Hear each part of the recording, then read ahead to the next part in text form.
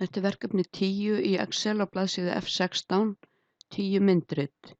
Þetta er síða 1, við ætlum að útbúa myndrit, tökum við hér svæðið í blokk, förum í insert flippan hér og veljum 2D column. Þá lítur þetta svona út. Og við ætlum að velja útlit í chart design.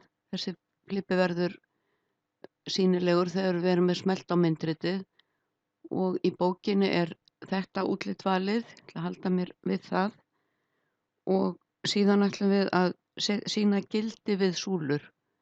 Smellum við hér í og hökum við data labels. Þá koma gildin hér fyrir ofan tölurnar og ég ætla að skrifa hér fyrirsögn og smelli ég hér á og skrifa.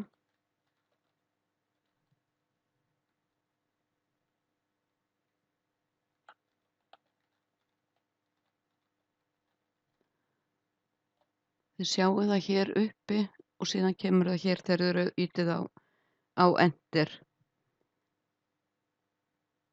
Og ef þið viljið setja ramma utan myndritið þá eru þið með smelt á það, farið hér í format og shape outline og veljið ramma. Verður svona skarpara myndritið og ég ætla að vista.